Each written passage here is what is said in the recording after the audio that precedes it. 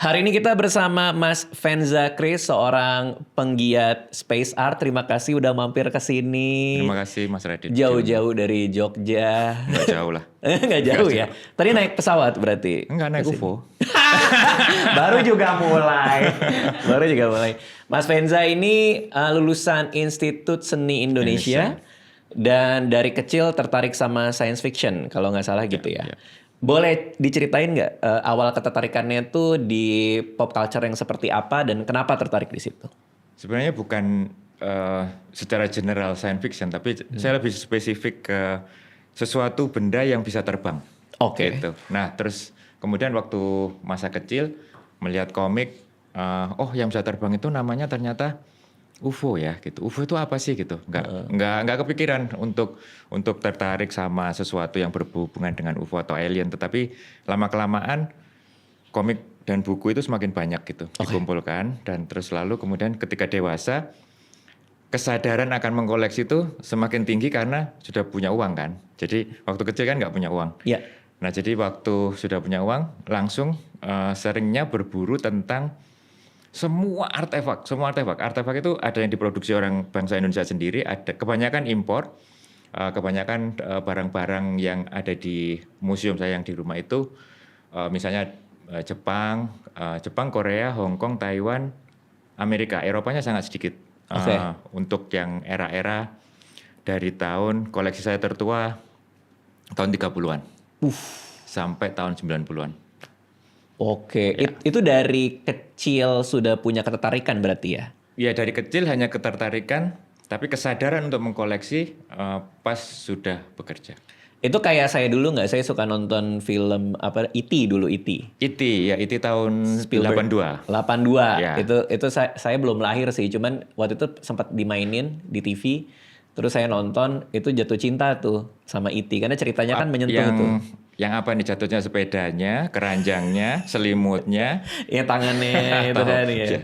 Nah, berarti itu salah satu tonggaknya juga karena nonton film soal alien jadi kesana gitu.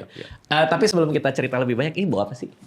Mau lihat? Ini tuh sebenarnya ini aku tadi pas kita ngobrol satu nih belum dibalikin. Ini dulu deh. Ini apa? Nah, Indonesia itu sebenarnya punya rahasia yang jarang sekali diungkap ke publik. Kalau di Amerika ada disclosure, kalau di Indonesia juga ada disclosure sebenarnya. Jadi harta karun Indonesia itu pernah mempunyai masa keemasan science fiction, tetapi yang khusus hubungannya sama space science. Indonesia? Bisa ditangkap nggak? Iya, paham. Indonesia pernah? Indonesia pernah. Dan itu semua ada buktinya di rumah. Jadi saya mengumpulkan ada sekarang mungkin lebih dari 5.000 artefak. Artinya kan kayak kalau kita bicara Indonesia zaman dulu ngomongin science fiction. Itu kayak jauh banget kan? Ya, kayak dua hal yang bertolak belakang ya. Justru tapi ternyata pernah terjadi. Paradoksnya di situ. Ketika dulu kita dibombardir dengan isu pertanian, isu politik, isu yang disintegrasi gitu ya. Tapi ternyata di ranah apa itu namanya? Entertainment, seni, science fiction, imajinasi, itu ada bukti-bukti realnya. Nah itu yang memacu saya untuk mencari sampai ke desa-desa dulu. Jadi dulu waktu sebelum ada online platform, kita bisa belanja online, ya otomatis harus naik bis, harus naik kereta ke lain pulau ya. Saya berburu di Batam, saya berburu sampai ke Lombok, ke Makassar gitu. Jadi untuk cari toko kuno. Nah karena waktu saya besar kan toko-toko itu udah nggak ada gitu ya. Jadi cari misalnya persewaan komik seperti itu. Ini ya. Yang kuno yang udah tutup tapi masih nyimpan. Diketok aja itu. Om gitu ya misalnya. Ini mau beli ini. Udah debu gitu. Itu dulu sering dilakukan. Ini tahun berapa? Itu tahun 54. Coba bayangkan tahun 54 itu sebelum ya waktu Amerika aja mungkin belum apa ya. Masih sangat informasi itu masih sangat belum bisa diakses gitu. Iya pasti. Tapi ada orang Indonesia yang sudah membuat komik tentang planet Mars. Gila nggak? Planet Mars loh, bukan bulan, bukan ini iya. Jadi itu yang kemudian aku berarti kalau tahun 54 sudah kayak gini, sebelum-sebelumnya ada dong berarti gitu. Apa nih gitu. Ini Nah, terusin dulu. Terus ini yang lebih spektakuler nih. Iya. Yang lebih spektakuler adalah aku menemukan dokumen Aha. tahun 38. Jadi Aha. kita masih dijajah sama Belanda. Ternyata Indonesia itu pernah kedatangan film layar tancap yang dibawa oleh Belanda ke Batavia. Jakarta. Ya, di Jakarta. Sekarang Jakarta. Flash Gordon Trip to Mars. Minggu ya. 16 Oktober 1938. Oh, wow. Ini adalah korannya, flyernya. Ini mau ditukar 2 mobil aja nggak saya kasih nih gitu. Merinding gue, boleh lihat. Maksudnya ini yang dan ditulis 3 bahasa. Ada bahasa dulu apa istilahnya? Bahasa Melayu, bahasa Belanda dan bahasa Inggris gitu. Nah, itu yang kemudian wow gitu kan, tahun 38 Indonesia sudah kedatangan sesuatu yang berbau science fiction dan space science gitu. Ini kita belum merdeka loh ini. Belum ada. Iya, 1938 kan. Kita belum merdeka loh. Pak Karno masih pacaran ini. Tahu banget tuh kayaknya tuh. Dan ini ini sebagai selebaran promo ya, konteksnya ya. Kalau yang selebaran promo ini. Ah, ini apa ini konteksnya apa nih? Itu kayak koran. Dulu koran kan kecil ya. Ada yang melebar gitu, terus ada yang ini untuk misalnya kantor-kantor gitu ya dikasih. Kalau yang selebarannya ini, aduh dibuka tuh, dibuka banget. Harus dibuka karena ini ada 2. Jadi gue merinding gue. Saya nggak bisa gue. Kayak gini-gini merinding gue. Saya mencari dokumen-dokumen ini itu satu persatu gitu. Nih. Dan ketemu aja mas. Ya namanya hamba Tuhan. Ini nih. Flash Garden, Iya. Buster Crab. Ini selebaran promonya. Selebaran. Pasti banyak Belanda yang nonton tuh ya. Layar tancap kan. Pada zaman itu. Kalau bayanganku sih nggak ada foto dokumentasi ya, tapi bayanganku sih sepertinya banyak layar tancap. Untuk yang kelas tumenggung ke atas mungkin ada ini apa itu? Proyektor, real. Ya 8 mm ya dulu pernah kan waktu kecil ada muter ya, itu. gitu, yang tanpa bunyi. suara gitu. Yang belum ada suaranya itu mungkin. Boleh dimasukin nggak? Oh, Takut saya. Takut ada air, ada apa. Merinding gue ngeliatnya. aku aja masih merinding. Oke, ini nemunya gimana ini? Ini nemunya gimana? Kebetulan ada jaringan ini ya teman-teman dulu ingat nggak tahu ada Yahoo Messenger. Tahu, Nah, YM. Jadi, kamu koleksi ini, coba dibeli dari ini, coba dibeli dari ini gitu. Harga berapa? Ini. Dulu masih sangat murah karena orang yang jual mungkin tidak ngerti value-nya ya. Tapi ya murahnya lumayan. 1 juta mungkin. Ya pasti Pada saat jutaan itu? ya. Pada saat itu masih sudah jutaan. Cuman masalahnya di sini adalah kalau kita itu, ini pelajaran penting nih. Kita itu kalau koleksi sesuatu nggak usah mikir besok, gitu. Karena akan, iya, karena menyesalnya jauh lebih besar. Rasa penyesalannya itu jauh Saya lebih. perlu itu tuh. Iya, nggak akan bisa diulang. Kalau misalnya Mas Radit kerja kayak gini kan bisa diulang tuh. Wah aku nggak dapat, endorsement sekian M gitu ya. Tak tolak ah. Besok pasti dapat lagi gitu. Nah kalau barang koleksi lewat dibeli orang lain itu nggak ada lagi mas. Gitu loh. Jadi daripada nyesel. Daripada nyesel, aku selalu berpikir bahwa tidak ada hari esok. Gitu. Gitu. Apa pembelian terbesar buat koleksinya Mas Venza ini? Oh, aku dapat ini. Nanti ya kalau di rumah tak tunjukin. Lunchbox-nya film E.T. generasi pertama asli Amerika, California. Lunchbox buat prop maksudnya? Bukan. Prop film atau materi promo? Bukan. Oh, kalau itu masih murah. Ini lunchbox keluaran pertama yang dijual di sekolah-sekolah. Masih aku dapatnya di Taiwan dulu. Yang bener. Iya. Harga berapa itu? Aduh, itu dapat mobil kali. Yang bener Cuma gini. Mas, seharga mobil. Sekarang ya. Dulu pas beli Seharga motor sekarang. Sama-sama alat transportasi sih. Ya 25 sampai 30. Dulu Saat seingat itu. saya 25. Gila Mas, gimana cara dapetinnya? Jadi gini ceritanya dulu ada teman di Taiwan, karena saya dulu sering pameran gitu ya, pameran space art di luar. Jadi banyak kesempatan untuk berkenalan dengan orang-orang freak. Kan Oke. udah seniman, koleksinya freak-freak, terus aku masuk di situ gitu kan.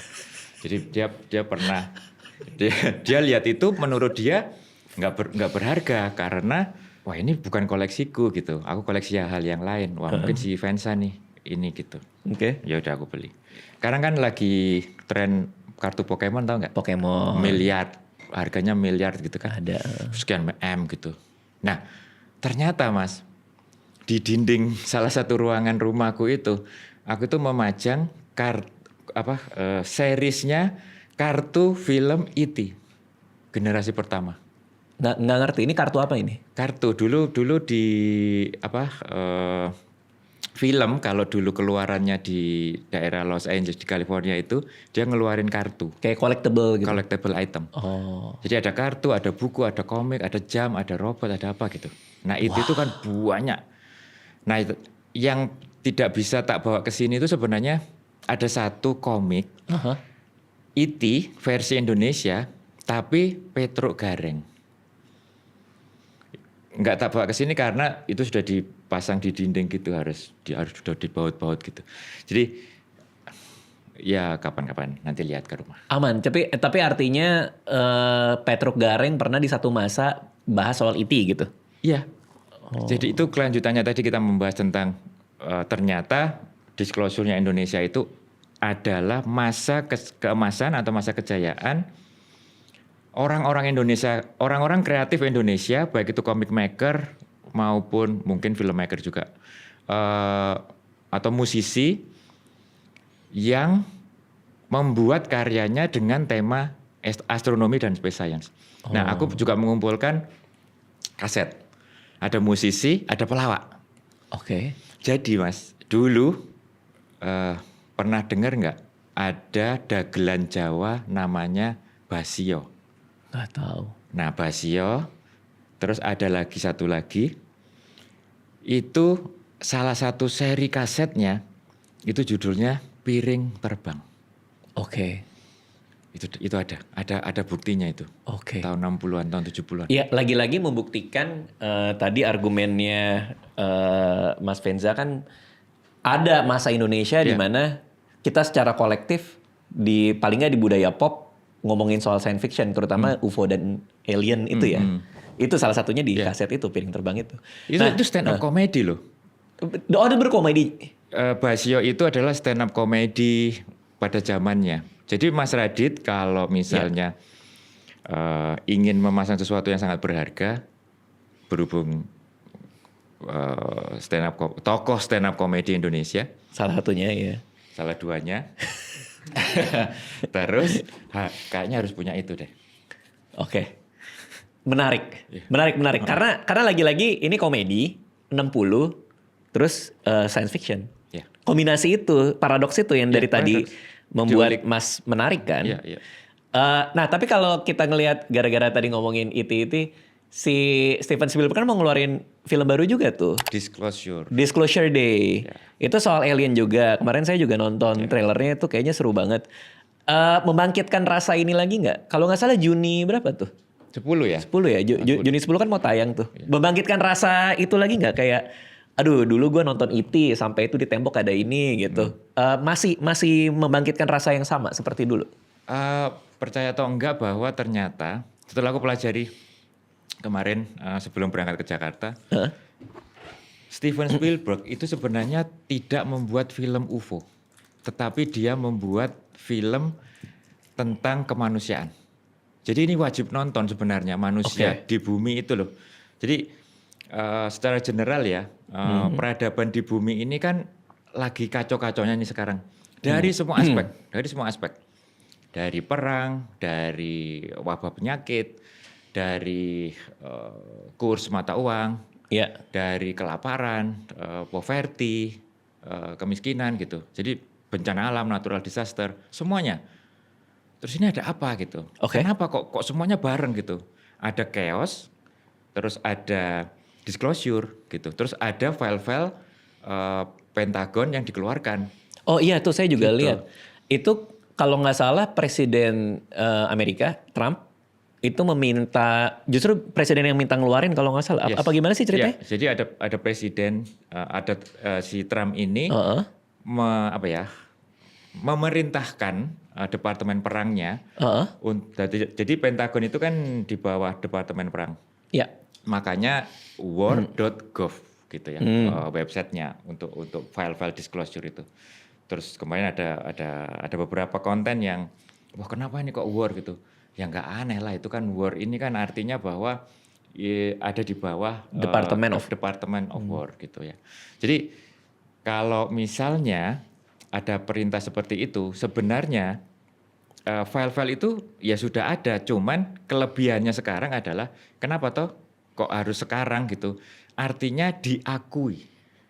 Itu aja. Artinya pemerintah secara resmi melalui situsnya men-share kepada publik, ya otomatis di belakang ada embel-embel ini ya, tekanan undang-undang keterbukaan di sana. Jadi ada DPR Kongresnya gitu. Yeah. Kongresnya mengeluarkan bahwa semua pertanyaan-pertanyaan publik atau informasi yang belum diungkap pada masa lalu sebaiknya mulai pelan-pelan dibuka ke publik supaya trust kepada pemerintah naik. Oke. Gitu. Nah, UFO itu adalah salah satu variabelnya. Which is namanya bukan UFO lagi. UAP. UAP, Unidentified Anomalous Phenomenon. Ya. Tapi orang masih pakai UFO sah-sah aja lah ya. Nggak apa-apa. Oke. Karena UFO itu sudah sangat-sangat populer sekali dan ya kita aja taunya UFO gitu. UAP sama sekali kita sangat what gitu kan. Apa sih UAP? Sangat what, iya sih sangat what. Dan UAP. UAP dan Indonesia ada kata UAP gitu. Jadi Paham. Sangat sulit untuk dihafalkan oleh orang kebanyakan. Nah, Oke, filenya keluar nih, lalu? Ya, filenya keluar nih. Nah, kalau UAP artinya bahwa kalau ada dua nih.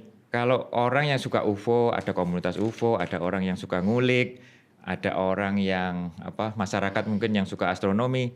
Sebenarnya file-file dalam video, gambar, data, dokumen atau apapun itu yang dikeluarkan ada 162 file pada tanggal 8 Mei dan ada 222 files pada tanggal 22 Mei, dari dua kali. Nah itu sebenarnya biasa saja karena rumor-rumor seperti itu kan sudah banyak tuh. Oh dulu ada ini bocoran-bocoran gitu. Tapi yang harus digarisbawahi adalah ini itu sudah sekarang diakui bahwa itu ada. Betul. Gitu. Tapi untuk para pemirsa ini ya nanti supaya jelas bahwa semuanya belum tentu UFO itu.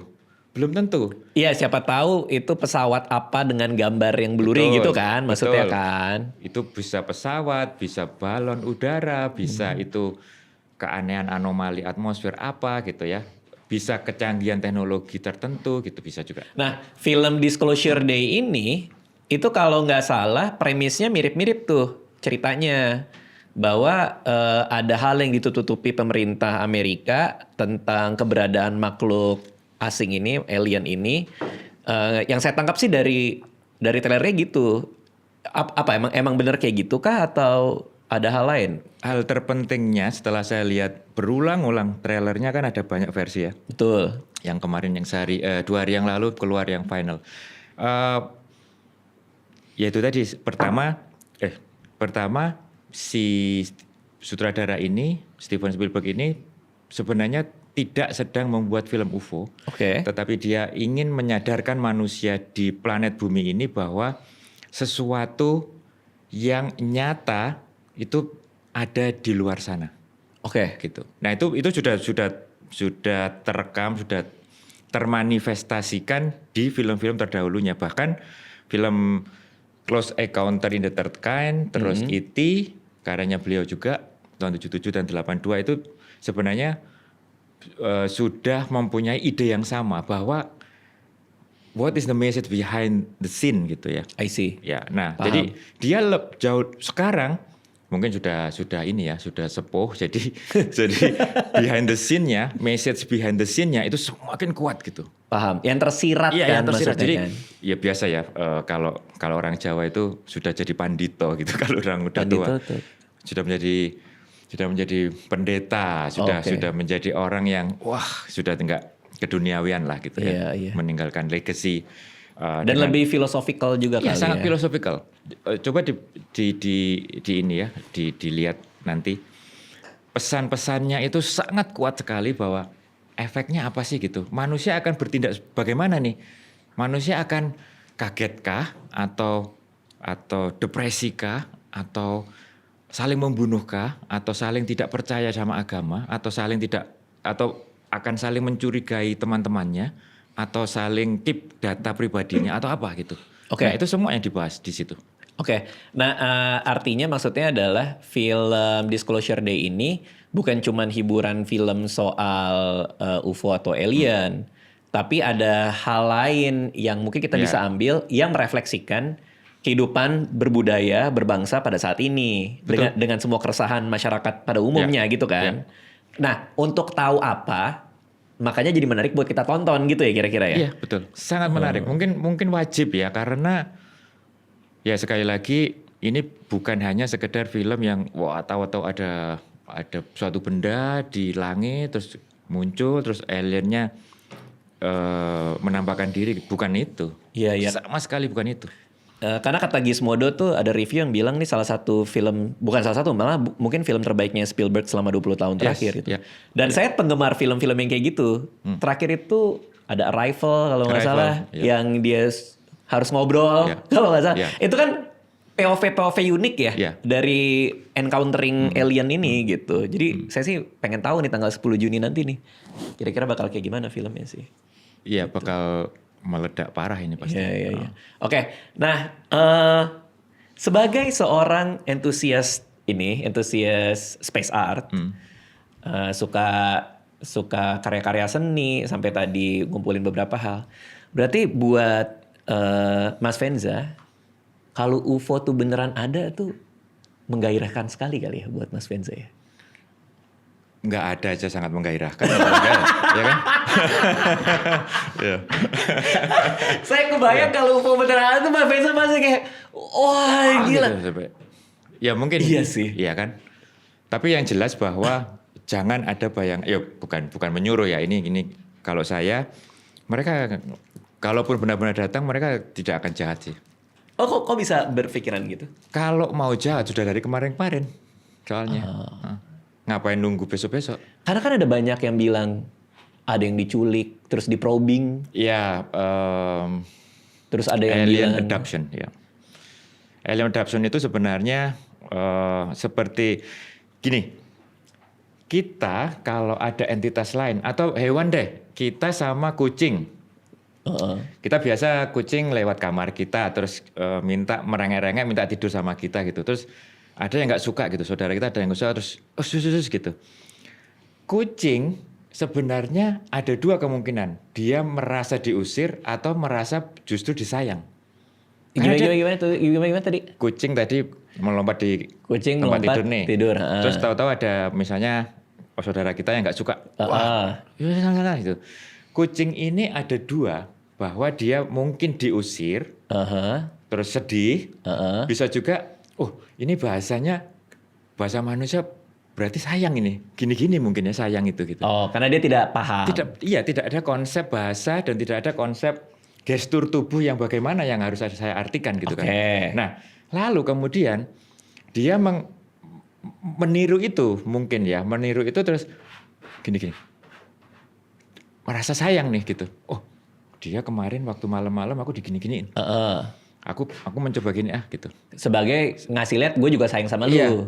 Aku juga sayang sama kamu. Nah, misalnya gitu. Nah, ini untuk satu analogi berpikir tentang alien abduction yang banyak ceritakan, aku diculik, terus habis itu aku diotopsi, aku bleeding gitu kan, terus aku kembali ke bumi dengan wajah pucat dan lemas badanku gitu kan.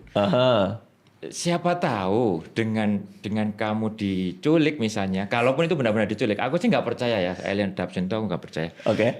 itu bahasa gitu. Sama ketika tadi kamu bilang arrival terus ada gitu Iya, kan bahasa. Nah, benar. itu kan bahasa yang sebenarnya kita tidak tahu tentang satu struktur variabel tertentu untuk mengkomunikasikan maksud dan tujuan.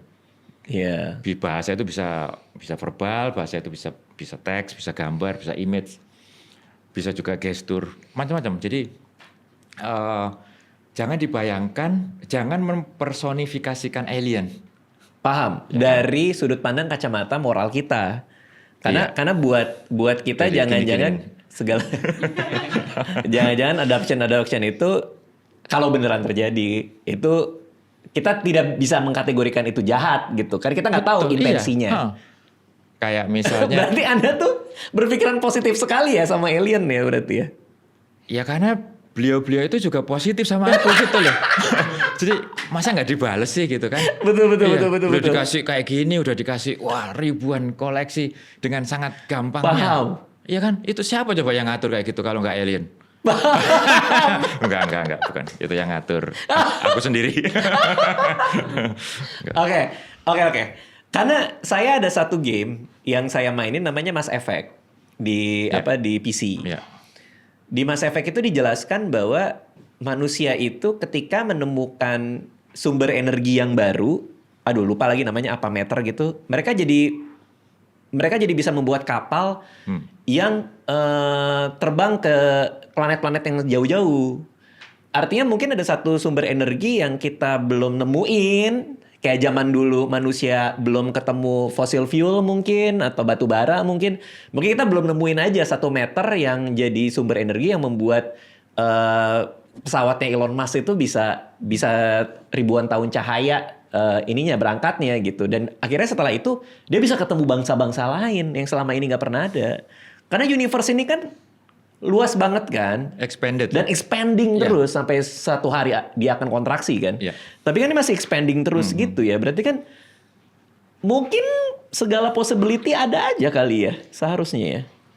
Bicara tentang possibilities itu aku ada contoh. Ada cerita lucu. Ya kembali lagi ke Flash Gordon ya. Oke. Ini aku buka. Aduh dibuka. Gak apa-apa. Udah Ini merinding gua. nggak mahal kalau ini. Aku tuh dulu dapat komik Flash Gordon yang impor. Ini ya dari era 70-an juga. 60-an 70-an. Nah, ini terus kemudian masuk ke Indonesia. Kalau zaman dulu Indonesia itu sukanya mengcopy, ada kaset ada VHS misalnya dari Jepang gitu ya, film kayak ingat kan Voltus, Gaban, Megaloman Tahu. gitu. Masuk Indonesia jadi kaset cuman suaranya tok kan. Kasetnya VHS maksudnya? Bukan kaset, kalau di Indonesia itu jadi kaset tape. Oh kaset tape, oke. Kaset suara. Ya, oke. Nah, audio tape itu. Nah, kalau di ranah komik di Indonesia dapat ini, dia kreatif, dibuat lebih gede, dikasih gambar cewek. Sama. Oh paham. Yang ini yang Asli. internasional punya, yang English ini Indo version. punya. Iya, ini bahasa Inggris dalamnya kan komik. Ini di-copy juga. Di-copy bahasa Indonesia udah ditranslate, dikasih gambar cewek, nggak ada hubungannya. Gitu. Jadi itu yang unik dari Indonesia karena sekali lagi bahwa orang beli komik, orang beli buku itu harus ada gimmicknya. Jadi sebenarnya penerbit zaman dulu itu sudah paham apa itu entertainment. Sudah paham apa itu cara menarik pembeli. Marketing value-nya sudah oke sebenarnya. Nah, hal-hal kecil-kecil kayak Iya. gini yang jadi penanda budaya, gimmick-gimmick kayak gini yang menarik buat Mas ya. Iya. Sebenarnya hal-hal kayak gitu. banyak sekali story gimmick-gimmick. ini ya, Iya, story ini yang menarik ya. Ada juga yang aku tuh punya, misalnya beli tiga komik itu covernya beda gitu. Apa sih ini? Maksudnya mindsetnya gimana ini? Apa konsepnya ini? Beda gitu, anunya beda. Terus Perburuan untuk barang-barang ini sekarang masih terus berlanjut. oh masih. Masih. Tadi aku ikut auction sebelum berangkat. Ikut lelang di Ada komunitasnya online, jadi ngebit gitu. Di eBay atau? Oh enggak. Aku kan koleksinya khusus barang-barang yang pernah ada di Indonesia. Oh, oke. Ya, Indonesia, semua Indonesia. Gimana cara lelang online di Indonesia? Pakai WhatsApp atau? Pakai WhatsApp bisa, pakai Facebook bisa, tapi aku nggak pakai Facebook. Aku kalau Facebook nitip teman yang dia tukang ngebit gitu ya. Nanti aku kasih fee. Terus biasanya aku lebih suka itu pakai WhatsApp group. Oke. Nah, yang di Bit tadi apa sebelum kesini? Yang di Bit itu robot. Jadi ada robot tahun 81. Astaga. Robot tahun 81. Ya. Ada nggak sih koleksinya yang tahun 2000-an atau memang spesifik? Ada. Oh. 2000-an ada. 2000-an aku tetap mengkoleksi karena nanti ketika impianku bikin museum mungkin ya let's say 5 tahun lagi gitu ya. Itu kan berarti 2030, 2000-an. Ya lumayan lah 30 tahun umurnya. Wow. Ada ini nggak? Ada koleksi yang hilang, dicuri, terbakar, rusak selama perjalanan menjadi kolektor ini? Dari yang disebut tadi ada dua yang benar. Yang pertama, aku kurang hati-hati sih, tapi sekarang sudah tahu, koleksi kertas itu nggak boleh ditempel di apapun. Jadi harus besi, terus dibungkus satu-satu sama plastik seperti ini. Terus kalau nempel dinding atau nempel kayu rak itu, nah ini raknya itu nggak boleh kayu ternyata. Karena Ada bukan bakteri, ada bugs-nya. oh, Ada semacam serangga. sehingga dia kayak dimakan gitu. Dimakan bisa, busuk bisa, menghitam bisa. Ya. Karena kan kertasnya udah dari tahun 30-an, 40-an. Sayang Jadi sangat banget. rentan. Nah itu pernah ngalamin. Tapi ya terselamatkan lah, masih bisa revitalisasi. Oh wow. Ya. Oke, kalau yang lain dicuri? Dicuri pernah sekali. Yang tapi, mana tuh? tapi apal gitu. Aku kan apal ya. Buku segini kecil gitu pernah dicuri terus. Kok kayaknya ada yang kurang sih ini di rak gini gitu. Halo? Ya terus ya di tracking kan tamuku banyak tiap hari jadi kayaknya ini gitu ketemu akhirnya ketemu Dicuri? diambil Lah, nggak, tapi itu teman dekat atau emang dia khilaf? pokoknya ada. Oh, ada lah ya. Iya. Oke. Oke, Juni tanggal 10 berarti nanti di Jogja Mas Venza akan nonton hari pertama dong berarti. Oh iyalah pasti. Iya, Disclosure Day. Sama ini. teman-teman. Oh, teman-teman yang akan nonton Disclosure Day ini apakah sesama anggota komunitas UFO Pasti harus prioritas itu. Kalau komunitas UFO yang dibicarain apa sih kalau lagi ketemu? Komunitas UFO itu sebenarnya jangan diibaratkan kalau wah kita kumpul itu harus membicarakan sesuatu yang luar angkasa gitu ya. Tapi yang dibicarakan kebanyakan apa? Apa tuh? Berita-berita hoax. Sering banget. Yang paling sering dibicarakan itu. Jadi misal tahu-tahu besok wah gara-gara podcast ini Mas Radit tiba-tiba bikin konten tentang UFO terus di-up terus wah jadi attention-nya jadi tinggi gitu. Tapi salah. Jadi ada kata yang salah, ada data yang salah, ada video yang ditempel gitu-gitu loh. Nah, kita sering kali otomatis gitu, automatically itu mengkoreksi gitu. Jiwanya itu mengkoreksi gitu. Oke, ini nggak benar nih. Itu kemarin lihat ini nggak? Itu nggak benar nih gitu. Lalu dibahas panjang gitu sampai birnya habis 5 botol gitu. Gitu. Diskusinya menarik juga tuh kalau bir habis 5 botol. Tuh. Iya sih, nggak menarik tapi nggak bermanfaat sebenarnya. Iya.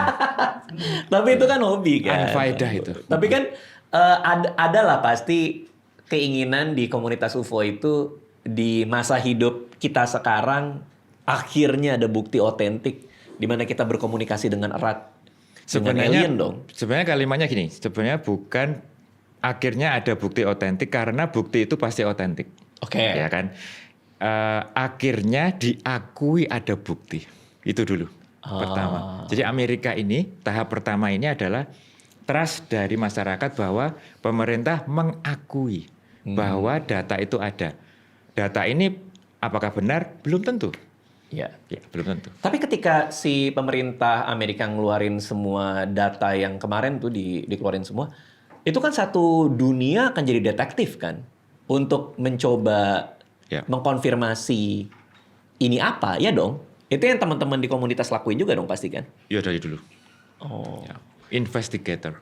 Berarti rame-rame tuh dan belum ada konsensus yang bulat bahwa ini tuh nyata tuh belum ada ya. Di antara semua bukti yang pemerintah Amerika keluarin. Mungkin belum bisa disebut konsensus, tapi kalau ungkapan atau pernyataan bahwa itu nyata dan ada masih belum bulat, masih parsial. Jadi parsial itu artinya gini. Seperti tadi aku cerita bahwa aku pernah di Indonesia banyak komunitas UFO gitu ya. Penggiat komunitas UFO dan alien. Tetapi kenyataannya masih seringnya terkesan parsial, bekerja sendiri-sendiri. Oh. Gitu. Nah ini yang perlu diperbaiki sih di Indonesia itu. Kalau nggak cuma di ranah ini sih sebenarnya, di ranah apapun ya, seni, entertainment juga aku pasti Mas Radit ngalamin bahwa persaingan itu pasti ada, terus kesannya bekerja sendiri-sendiri gitu.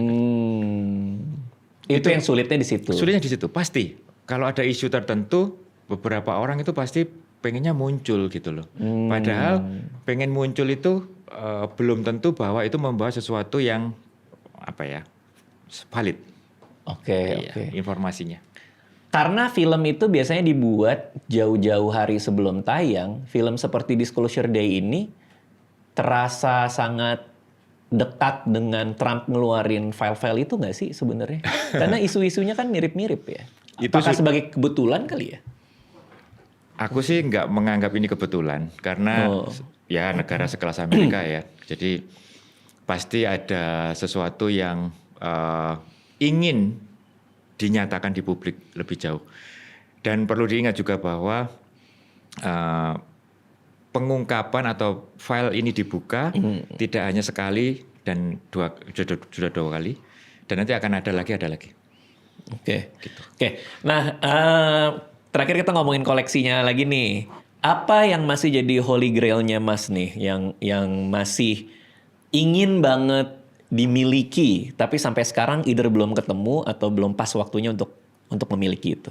Ya, yang mungkin yang paling tepat adalah misal nih, aku punya robot itu udah ratusan, mungkin baru 70%. Ya. Masih ada 30% yang harus aku buru. Ya.